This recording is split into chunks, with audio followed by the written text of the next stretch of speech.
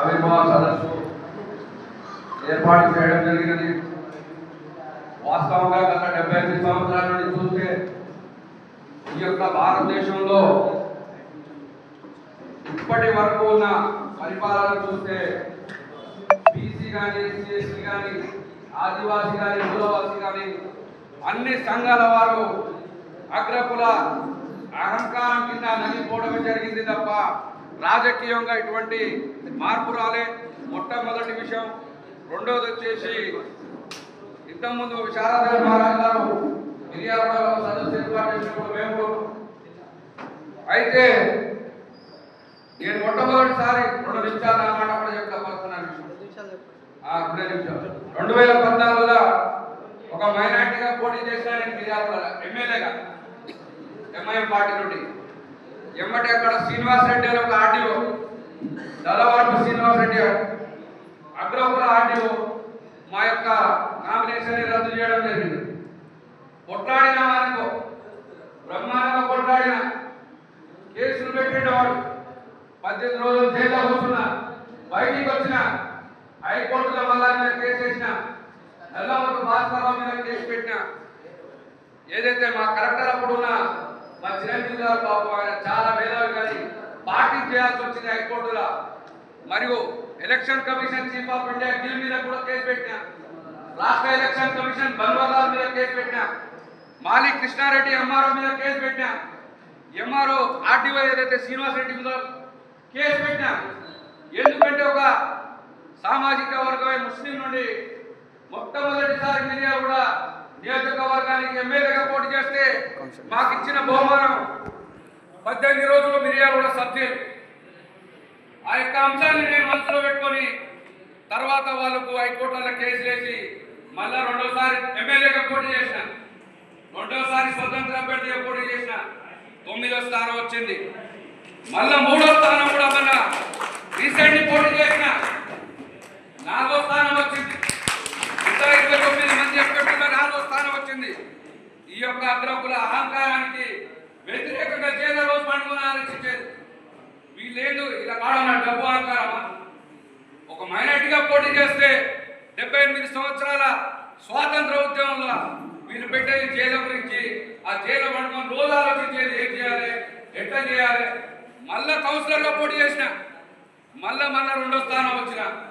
అయినా కూడా మా యొక్క సంకల్పం అనేది వదిలిపెట్టే మా యొక్క మిర్యాలగూడ నియోజకవర్గం ఎప్పుడు సాధించేది ఒక రెడ్డి వర్గం, రీసెంట్లీ ఏదైతే కమ్మ వర్గం, ఆ భాస్కర్లో 1,20,00,000 రూపాయలు నష్టం చేసినారు.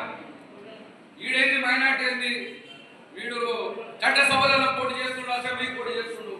అక్షరాల బీసీ మిత్రులారా, ఎస్టీ మిత్రులారా, ఇక్కడ వచ్చిన అన్ని సంఘాల వారు చెప్తున్నా 1,20,00,000 ఏదైతే అగ్రకుల అహంకారి నల్లమూరు భాస్కర్రావు వాడు నా యొక్క వ్యాపార వ్యవస్థను దెబ్బతీసుడు. అయినా కూడా ఆ వ్యాపారాన్ని బంద్ చేసి మళ్ళా నేను జిల్లా కార్యదర్శిగా మళ్ళా పదవి తీసుకొని మళ్ళా ఇప్పటిదాకా కొట్లాడుతూనే ఉన్నా. మిర్యాలగూడ జిల్లా ఉద్యమం చేసిన మా యొక్క మిర్యాలగూడ నియోజకవర్గాన్ని ఈ అగ్రకుల అహంకారులు పరిపాలిస్తున్నారు. ఎందుకని మనసులో బాగా నాకు కోపం వచ్చి 1400 రోజుల 4 రోజులు మొదట ఈ రాజుగారు డాక్టర్ రాజు గారు కూడా ఈయన పెద్ద మనిషిని చేసిన వారం రోజులు సార్ పడిన సార్ తర్వాత మా వల్ల కాదు వాస చెప్పాలన్న వ్యాపారం ఉంది, వేరే మిత్రులు కూడా వచ్చారు, నా వల్ల కాదన్నారు.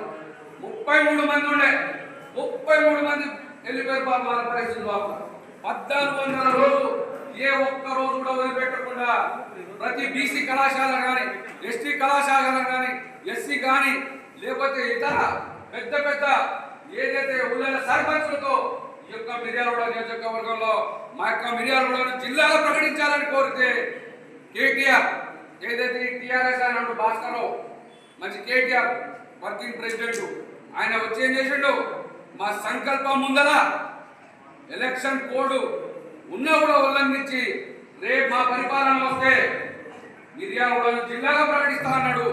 అట్లాంటి అగ్రకుల అహంకార నాయకులు, అది టీఆర్ఎస్ అనుకోండి, బీజేపీ కానీ, కాంగ్రెస్ కానీ, ఇతర ఏ పార్టీ సిపిఎం అయినా కానీ వాళ్ళతో కొట్లాడి ఒక్కనే కూడా నేను కొట్లాడితే కేటీఆర్ ప్రకటన చేయాల్సి వచ్చింది.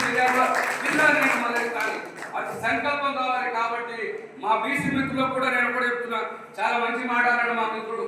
ముస్లిం మైనార్టీ కూడా జాగ్రత్త కలపాలంటే ఒక మాట వినన్నారు. బీసీలలో కూడా మైనార్టీ సోదరులు ఉన్నారు, దాంట్లో వాళ్ళు కూడా వస్తారు వాస్తవే. కానీ జర కొంచెం దయచేసి మనం అందరం ఒక తాటిపై ఉంటే, ఏదైతే సావిత్రిబాయి పులేను ఆ రోజు ఫాతిమా షేక్ గారు చాలా ఆ రోజు అక్కడ బ్రాహ్మణ వ్యవస్థ ఆమెను విద్యా వ్యవస్థల చదవకుండా ఎవరైతే బ్రాహ్మణులు ఆమెపై దాడి చేసి ఈ యొక్క బీసీ కులాలను, ఈ అణగారిన కులాలను, ఈ సబ్బండ కులాలను చదువు లేకుండా చేయాలనే సమయంలో ఒకే ఒక్క ముస్లిం ఏదైతే టీచర్ ఉన్నదో ఆమె మా బీసీ సావిత్రిబాయి పూలే గారిని సహకరించడం జరిగింది. కాబట్టి నేను ఎంఐ పార్టీ ఉన్నా, ఏ పార్టీలో ఉన్నా కూడా బీసీ ఎస్టీ అందరు కలిస్తేనే రేపు రాబోయే రోజుల్లో రాజ్యాధికారం వస్తుంది. లేని పక్షంలో అదే కోమటిరెడ్డి గెలుస్తాడు, అదే భాస్కర్రావు గెలుస్తాడు, మళ్ళీ ఆయన కొడుకు జానారెడ్డి కొడుకు అన్నానంటే ఆయన ఏదో తయారు చేస్తున్నట్ట రఘువీరారెడ్డి గెలుస్తాడు, మళ్ళీ దాని తర్వాత అల్ల కొడుకు గెలుస్తాడు, ఇలా మనవడు గెలుస్తాడు. కాబట్టి బీసీ ఎస్సీ ఎస్టీ ఎప్పుడైతే మనం అందరం ఒకటైతామో ఒక గ్రూప్ అనేది ఏర్పాటు చేయండి. దయచేసి ఈ యొక్క సదస్సుకు వచ్చిన నాయకులందరూ ఈ సదస్సులు ఎంతమంది వచ్చారో వాళ్ళందరూ